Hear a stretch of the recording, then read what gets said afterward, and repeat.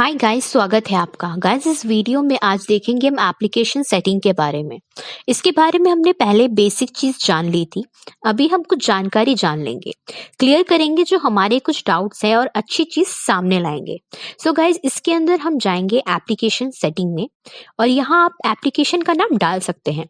लेकिन यहाँ पर आपको एक चीज क्लियर कर देती हूँ, जैसा आपने पिछली बार कहा है, ये जो साइड में दिख रहा है ये प्रोजेक्ट नेम है और यहाँ पर जो है हमारा एप्लीकेशन नेम है। सो जब भी आप एप्लीकेशन का नेम चेंज करना चाहते हो यहाँ से कर सकते हो। इसके बाद गाइस यहाँ है पैकेज नेम।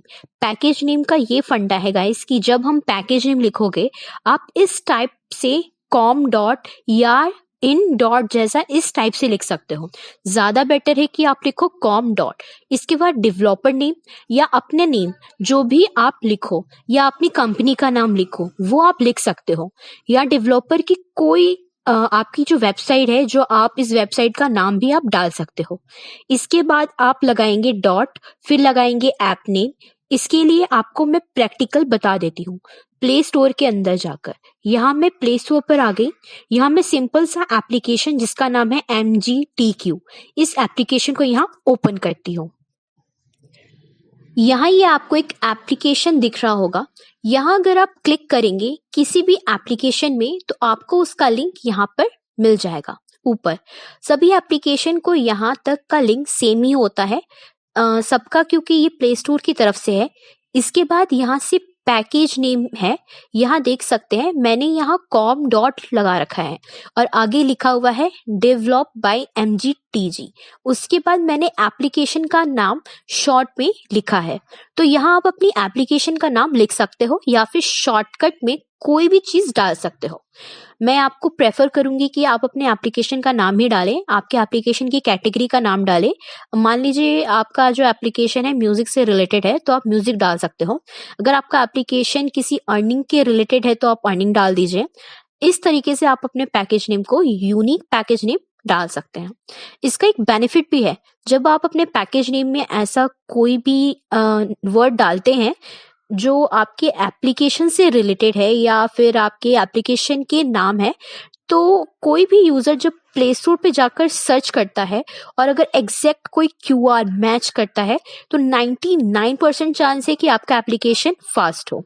इसके बाद है MQTG, न्यू AIA AIX। ये एक्चुअली मेरे एप्लीकेशन का नाम है।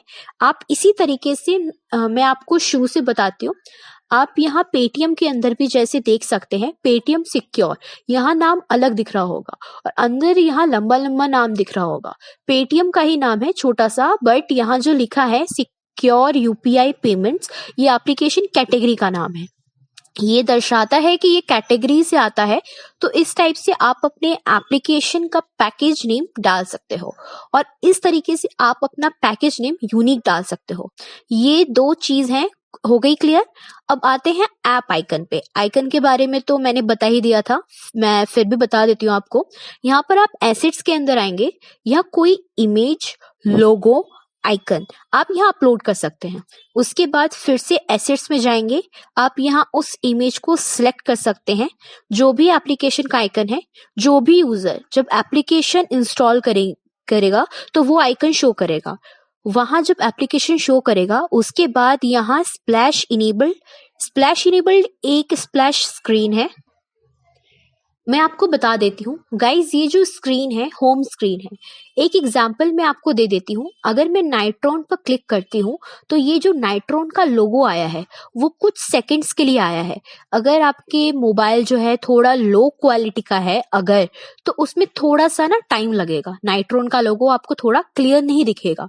वो जो दिख रहा था स्टार्टिंग पॉइंट पर उसे स्प्लैश स्क्रीन बोलते हैं। इसी तरीके से अगर यहाँ आप प्ले स्टोर पर भी जाते हैं, प्ले स्टोर पर क्लिक किया, ये लोगो आया पहले और कुछ सेकंड रुका है, उसे स्प्लैश स्क्रीन बोलते हैं।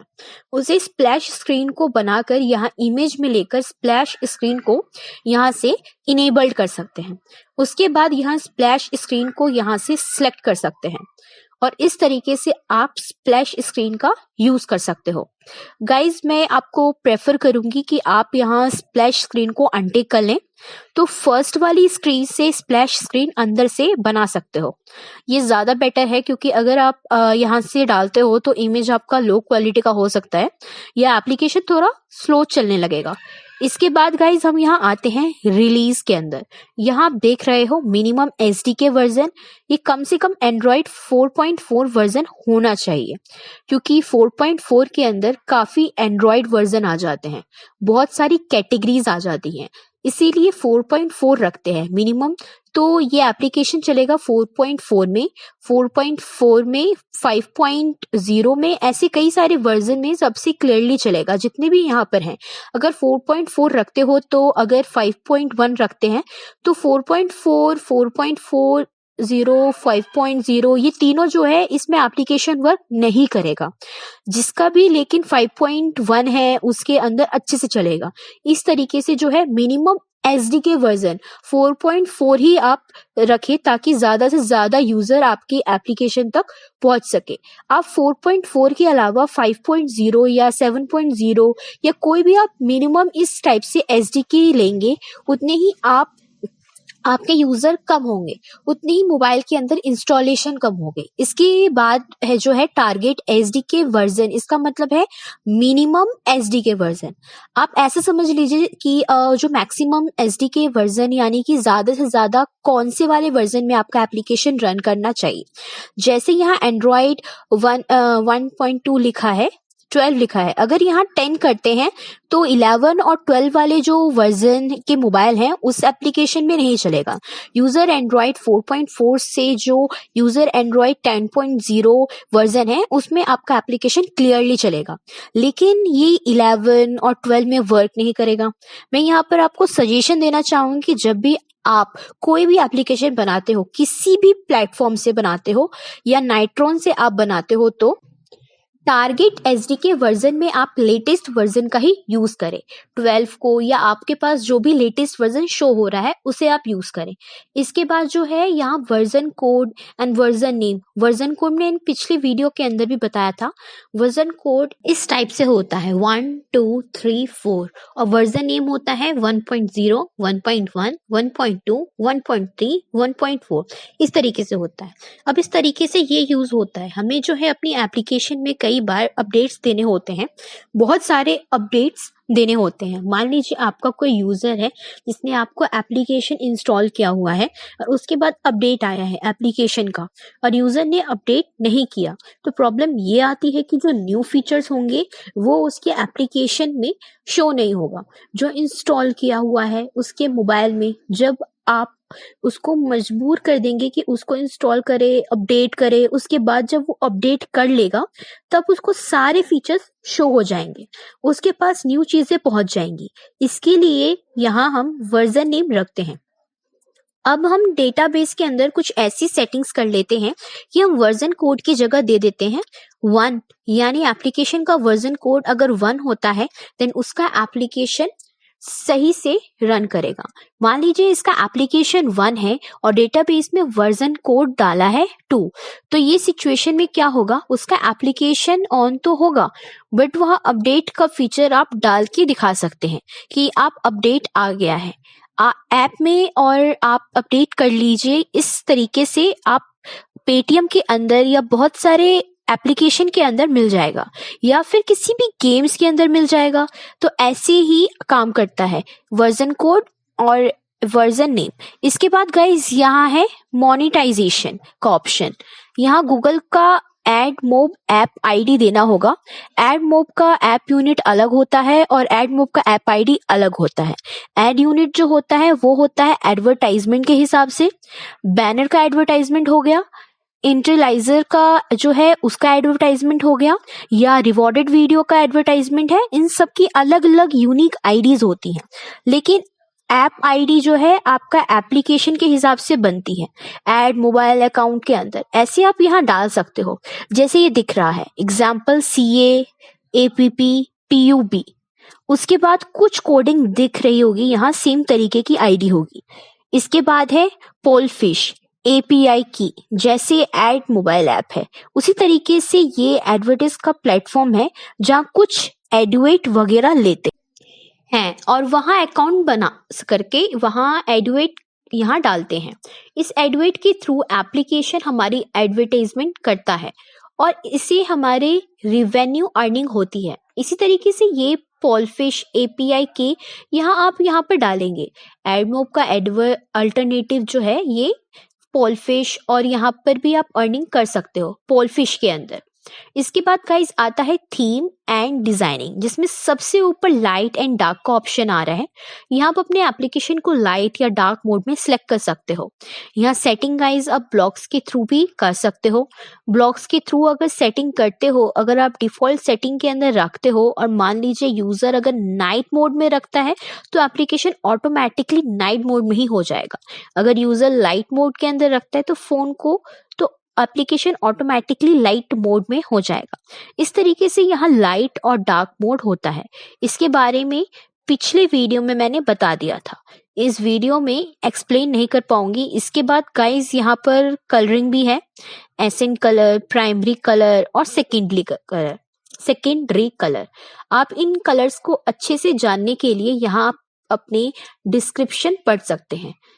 ऊपर it is the colour of app bar, ये एप्लीकेशन की बार का कलर है। सेम पढ़ सकते हो कि ये वाला जो कलर है किस काम के लिए, जैसे ये dark version of colour primary, यानी जो ये है, मान लीजिए एप्लीकेशन जो है डार्क मोड में होता है तो प्राइमरी कलर ये सिलेक्ट हो जाएगा ऑटोमेटिकली। तो इस टाइप से जो है वर्किंग होगा। इसके बाद है गाइस यहाँ एडिशनल, मान लीजिए आपने कोई प्रोजेक्ट बनाया, उस प्रोजेक्ट को अगर आप कहीं सेल कर रहे हो, वो यूजर उसे एडिट नहीं कर पा रहा है, तो आप इस ट्यूटोरियल लिंक डाल सकते हो ताकि अगर इशू आ रहा है तो वो यहाँ से देखकर एप्लीकेशन को सेटअप कर सके।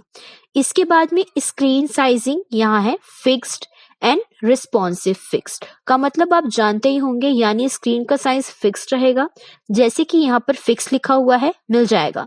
अगर गाइस यहाँ पे रिस्पॉन्सिव नहीं होता और इसका साइज जो है यही है जो पार्ट में नहीं होगा, नाइट्रोन से लेकर कनेक्ट तक स्कैन ऑन से जो पार्ट है, ये पार्ट अगर 100 से ज्यादा हो जाता तो यहाँ जो लिखा हुआ है करेंट वर्जन 2.6.1, ये वाला जो पार्ट है हाइड हो जाता, यानी इससे नीचे चला जाता, उन यूजर्स को दिखता नहीं है। अब गाइस ये जो रिस्पॉन्सिव है, इसका मतलब ये है गाइस कि ये जो एप्लीकेशन है ऑटोमेटिकली अपने साइज को ले लेगा।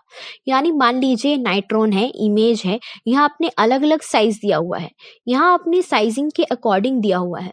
इन केस क्या होगा, यहाँ पर आपने अपने साइज को हिसाब से ले लेगा और इस पूरी स्क्रीन के अंदर आपने जो भी कंपोनेंट्स डाले हैं, जो भी चीज डाली है, वो सारे एक साथ में शो करा देगा। इसके अलावा आप इतने अभी के लिए समझ लीजिए। इसके बाद आता है डिफॉल्ट फाइल स्कोप। इसका मतलब है कई बार हम क्या करते हैं, हम एप्लीकेशन तो बनाते हैं लेकिन कुछ ही चीज आप एसेट्स के अंदर डालते हैं और बाकी हम स्टोरेज में डाल देते हैं यूजर के मोबाइल में। आप जब स्टोरेज में यूजर के कई सारे फाइल्स डालते हैं या फिर अपलोड करते हैं, उससे क्या होता है गाइस कि आपके एप्लीकेशन का साइज जो है छोटा होता है। बट धीरे धीरे क्या होता है, इंटरनेट में जहां से हमारा डेटाबेस है वहां से वो क्या करता है, एप्लीकेशन सारी चीजें वहां से डाउनलोड करके उसकी स्टोरेज के अंदर अपलोड कर देता है। और जितना भी एप्लीकेशन का साइज बड़ा होना चाहिए, मान लीजिए एक एप्लीकेशन 30 MB का है, हमें साइज को छोटा करना है, तो हम क्या करेंगे, एसेट्स के अंदर जितना भी फाइल्स होता है, लाइक जो है इमेजेस होती हैं, जेसन फाइल होती है, टेस्ट फाइल होती है, या बहुत सारी MP4 की फाइल्स होती हैं, वीडियो की फाइल जो है यूजर के, हम स्टोरेज के अंदर डाल देते हैं। इससे हमारा एप्लीकेशन तो रन करेगा अच्छे से, पर वो क्या करेगा, जहां पर जो इमेज हमें चाहिए या रेडी, वो स्टोरेज से उठाएगा और शो कराएगा। इस हिसाब से आप सिलेक्ट कर सकते हैं डिफॉल्ट में कि आप क्या रखना चाहते हो, एसेट्स के अंदर रखना चाहते हो या कैश के अंदर अपलोड करना चाहते हो या प्राइवेट में, शेयर्ड में, कौन से में डिफॉल्ट करना चाहते हो। कंपोनेंट में डाल सकते हो, इमेजेस और एसेट्स वगैरह में डाल सकते हो। इससे एप्लीकेशन की स्पीड भी आपकी हाई हो जाएगी और परफॉर्मेंस मिलेगा। गाइज ये हुआ हमारे एप्लीकेशन की जो सेटिंग है वो कंप्लीट। इस वीडियो के अंदर इतना ही, मिलते हैं नेक्स्ट वीडियो के अंदर। Thanks for watching.